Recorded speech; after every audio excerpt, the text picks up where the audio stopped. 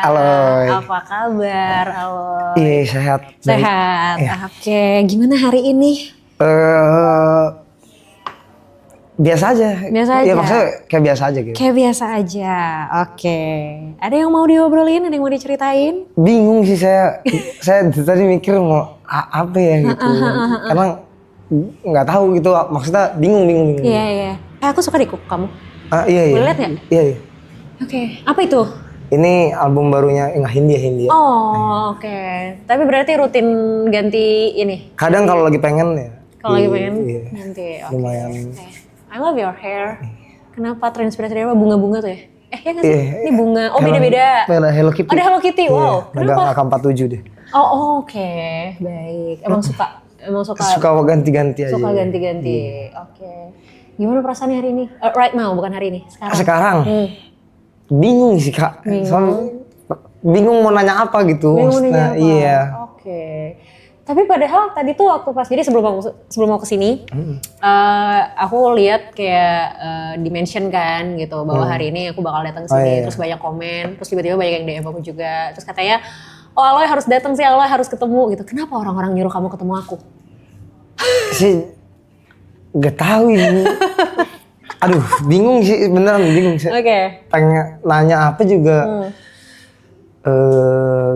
nggak begitu. Ya kayak ya udah aja gitu. Yeah. Kayak misalkan ada apapun kayak lebih ya udah gitu. Oke.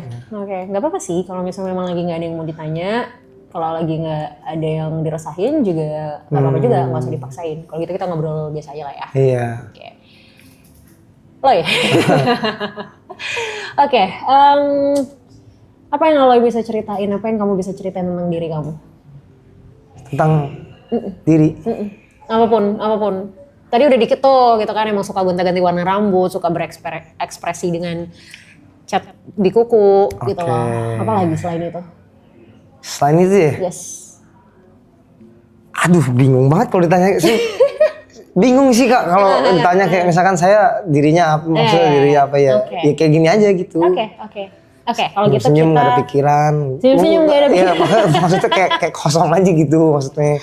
Oh gitu, emang gak pernah stres? Mikir, tapi lebih ke tadi sekali lagi lebih ke mikir sendiri aja mungkin ya kayak.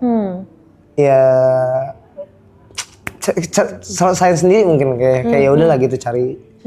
Emang biasanya yang dipikirin apa aja? Terakhir tuh tadi misalnya mungkin hari ini ada hal yang lagi dipikirin banget gak? Tapi kalau mikir sih lebih ke ini ya kayak, kalau mungkin mikir ya kayak kemarin-kamarin,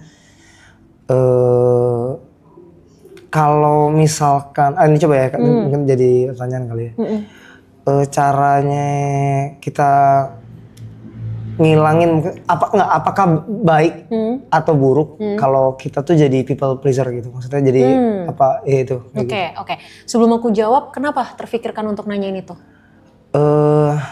Apa kamu merasa kamu people pleaser atau apa? Kadang ada yang bilang gitu, ada yang bilang gitu. Makanya ini sebenarnya tuh jadi pertanyaan kan gue. Jadi maksudnya baikkah atau burukkah? Gitu. Jadi seorang people pleaser. Iya, aku juga nggak tahu sebenarnya aku tuh kayak gitu apa enggak. Karena aku nggak tahu ya, maksudnya sadar atau enggaknya gitu. Oke. Kenapa orang bilang kamu people pleaser? Nah itu aku juga. Mungkin karena iya aja kali ya.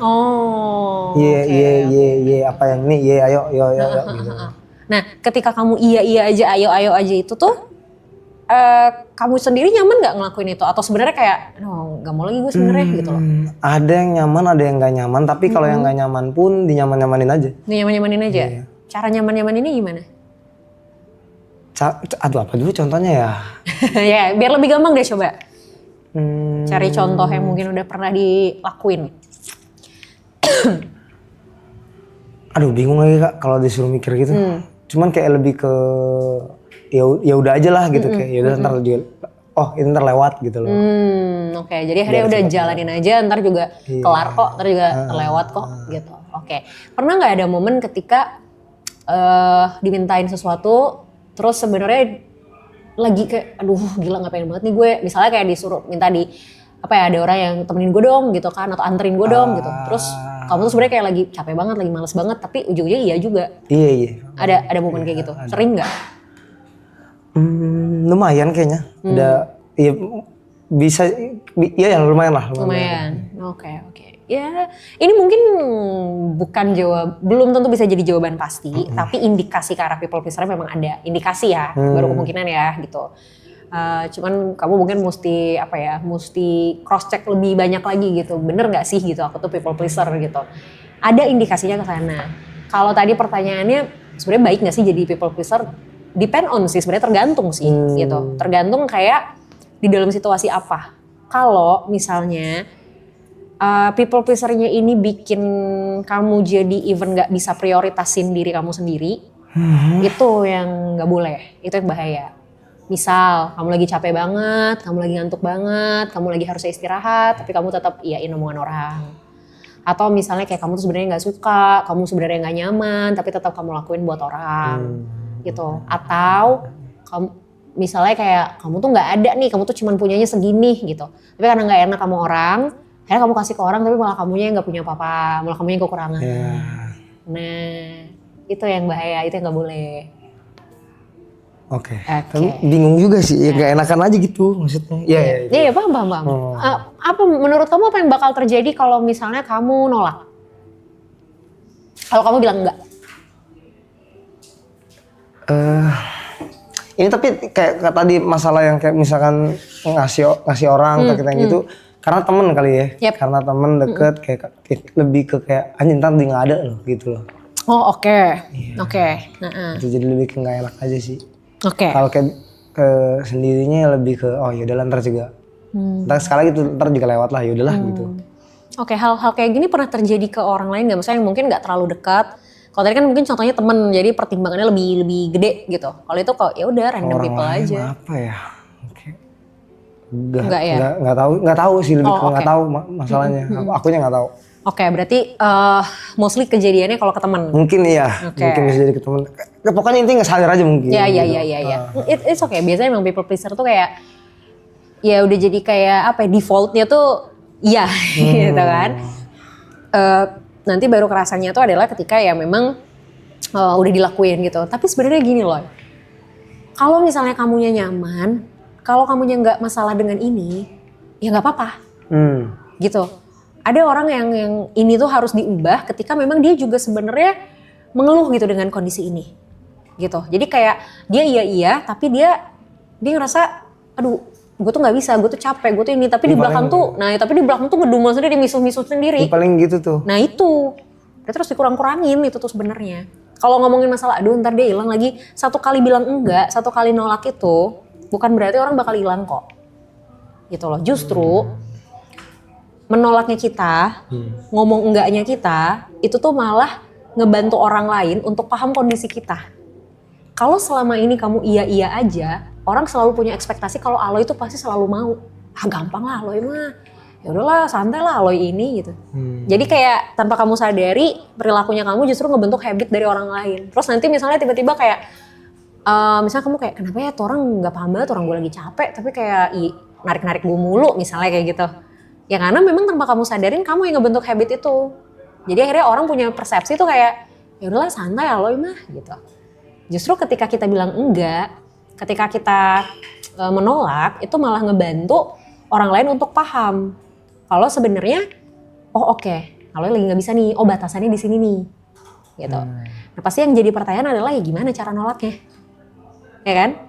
Iya. Nah gimana cara nolaknya supaya walaupun ini menolak, tapi at least nggak segitu nggak enaknya deh gitu. Tetap ada sisi kayak ya nggak enak sih, tapi ya udahlah gitu, masih ada sisi apa ya 50-50-nya gitu. Cara nolaknya adalah kita bisa bilang enggak, tapi kita kasih garantinya tuh apa? Misal gini, ada orang misalnya kayak minta ditemenin kemana gitu, sementara kayak kamu capek banget gitu kan. Kamu bisa bilang enggak, tapi kamu kasih garantinya yang kamu bisa lakuin kapan. Misal, hari ini gue lagi capek banget lagi. Boleh nggak gue tidur dulu 2 jam misalnya, abis itu baru kita cabut. Atau kayak orang misalnya kayak contoh deh misal gini, aku pun suka tiba-tiba di tengah malam nih dicurhatin orang gitu kan. Dan udah habis kegiatan seharian capek banget, aku selalu bilang kayak sorry nih gue lagi capek banget hari ini. Kalau gue paksain dengerin omongan lu malam ini, takutnya gue gak konsen. Boleh besok aja gak ngobrolnya? Jadi kayak kita nolak, tapi ada garantinya gitu. Atau paling gampang misalnya kayak orang minjem duit deh, misal gitu kan. Mau nolak gak enak, gitu. Mau dikasih juga ragu misalnya gitu. Kita bisa bilang kayak, kalau segitu gue nggak ada gitu. Gue bisa bantunya segini. Nah, itu mungkin teori umum lah. Banyak orang mungkin udah tahu gitu. Kalau masalah teknis oke gitu. Tapi kayak tadi misalnya masalah nolak ajakan teman minta tolong ini nolaknya gimana, kayak gitu. Nah mungkin bisa kayak gitu yang dilakuin pelan-pelan. Gitu. Dan sama satu mumpung tadi ada kayak muncul dari teman-teman juga. Kan tadi bilang kan dari live ini kan exposure gede dan lain-lain. Nah itu tuh kenapa aku seneng Kak bersyukur sebenarnya dengan dikasihnya dari timnya Bang Rap dan semuanya gitu ya. Tapi kenapa banyakan takutnya gitu? Terkait. Aku nggak tahu takutnya tapi. Terkait exposure yang besar ini. Iya. Oke. Yang kamu rasain apa? Langsung merinding aku anjing. Oh ya? Gitu. Kenapa ya Kak? Nggak tahu sih takut aja gitu. Iya. Gini, satu hal yang aku notice ya gitu. Ketika semakin banyak perhatian datang ke kita, exposure yang besar ini kan ngundang banyak perhatian dong, otomatis kan. Semakin banyak perhatian yang datang ke kita, pasti demand-nya akan semakin tinggi. Masalahnya, nggak semua orang nyaman dengan demand. Nggak semua orang nyaman dengan tuntutan, gitu loh. Jadi bagus, exposure-nya bagus, orang mengapresiasi. Tapi semakin banyak yang mengapresiasi, itu kan somehow jadi beban semakin tinggi buat kita. Misal, kamu ujian, dapat nilai 100 misal, terus dipuji-puji nih gitu sama orang tua, wih keren banget Aloy, pinter banget dapat 100. Oke, satu sisi diapresiasi, tapi gimana kalau misalnya di ujian berikutnya nilai kamu 60? Kira-kira apa yang bakal terjadi? Tahu, tolong apa gimana? Nggak tahu. Ya pasti kan apresiasinya beda dong, nggak mungkin sama kayak nilai 100. Dan bisa jadi ketika kamu dapat nilai 100, terus kamu diapresiasi sama orang tua kamu, besoknya mungkin kamu akan berusaha untuk gimana caranya gue tetap pertahanin nih nilai 100 gue. Ya kan? Atau minimal kalaupun turun ya turunnya gak jauh-jauh banget. Jadi apresiasi ini, atau even kita ngomongnya konteksnya exposure, itu satu sisi kan memang ngasih sesuatu yang bisa memotivasi kita. Tapi ketika sudah terlalu banyak, itu tuh secara tidak langsung jadi beban sebenarnya. Bahwa, berarti gue harus terus begini nih. Berarti gue harus lebih baik lagi nih, tanpa disadari. Itu yang akhirnya, tanpa kalian sadarin, itu bukan lagi hal yang kayak fun gitu loh. Itu malah jadi kayak lebih takut lagi gitu. Iya, lebih ke nggak enak aja gitu ntar kalau nggak sesuai ekspektasi orang. Nah itu jawabannya. Karena kalian menyadari ya makin tinggi exposure-nya, makin tinggi perhatian orang-orang, makin tinggi ekspektasi orang-orang.